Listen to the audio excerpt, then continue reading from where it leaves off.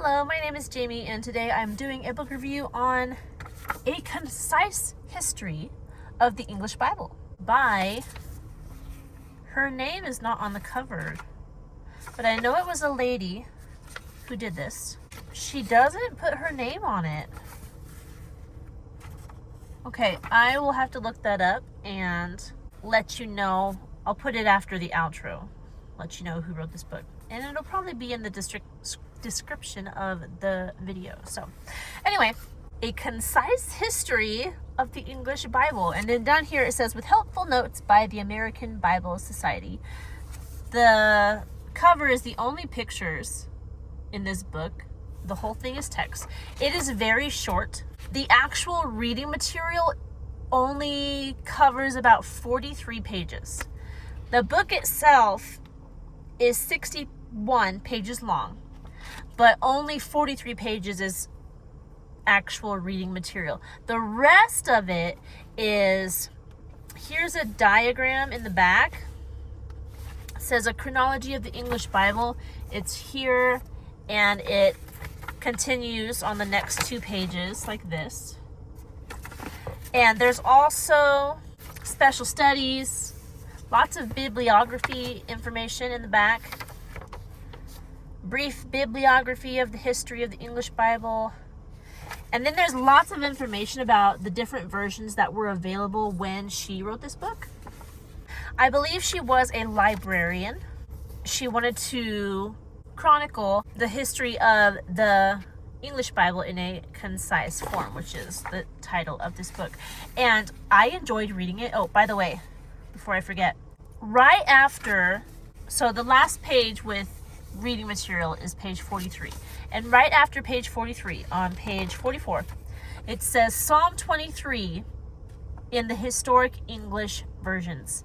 So it's the same verse in the Bible, or the same verses in the Bible, and it's repeated in each of the different English versions, so you can see how the versions evolved over time in the spelling of the English language and how the translations differ. So I thought that was really neat. She does that with Psalm 23 and also the Lord's Prayer. So after she goes through Psalm 23, immediately is the Lord's Prayer, the same thing, through all these different versions of the Bible. And let me tell you some of the Bible versions that she talks about. The Vespasian Psalter, Wycliffe Bible, Coverdale Bible, Matthew's Bible, Great Bible, Geneva Bible, Bishop's Bible, Douai Old Testament, King James Bible, English Revised Old Testament, American Standard, Revised Standard Version, the Jerusalem Bible, New English Bible, New American Bible, Good News Bible, and it ends with the New International Version of 1978. So that's a lot of versions. And I don't know when this was, it says revision of 1983. Oh, here we go. Let me just read you part of the foreword. It has some good information about this book and the author. A concise history of the English Bible has been prepared to provide ministers, teachers, speakers, writers, and others with a reliable, compact statement of the essential elements in the great story of how the English Bible came into being. So, lots of information of how we got our English Bible. Now, this is what I wanted you to hear. This pamphlet was first prepared by the late Miss Margaret T. Hills, a librarian of the American Bible Society. She revised it in 1962. It says several further revisions have since appeared, prepared by the ABS Library under the supervision of her successor, Miss Elizabeth J. Eisenhart. Okay, so when she first made this little pamphlet, it was in 1935. And obviously a lot of these Bibles came into being after 1935.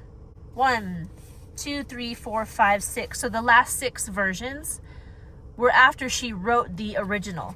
But in 1962, she did another revision and added the Bibles that had been added at that time, which would be, looks like 1, the Revised Standard version. After her death, I don't know when she died, but there were other people who added on the Bibles up to the New International Version.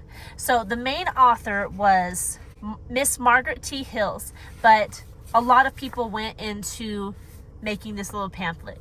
And I enjoyed reading it because it was interesting to see how the English Bible came to be and how people were reading sections of it before they had the whole entire thing together.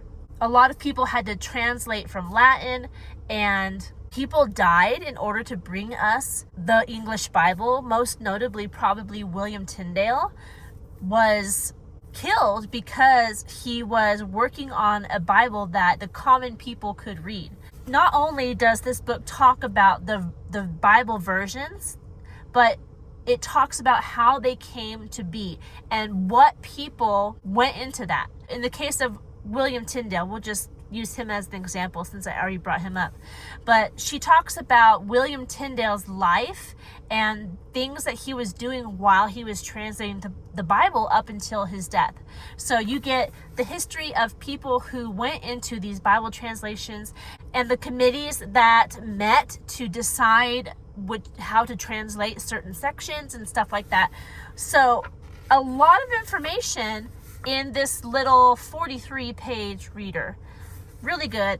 I highly recommend it. I'm going to keep it because I like knowing the history of where the English Bible came from, and it's good information just to have on your shelf. And if someone asks you, hey, how did we even get to all these translations we have today, you can say, well, this was the motivation behind translating the English Bible and why the translations are different. So, good information. It was, like I said, 61 pages, 43 pages of reading, published according to the foreword in 1935 by Miss Margaret T. Hills. Really good. I recommend it. I enjoyed it. I think it's beneficial for you to just have in your library for reference. If you have any questions about this little book, leave them down in the comment section below. If you want to see more content like this video, subscribe to this channel, and I will see you in our next one. Goodbye.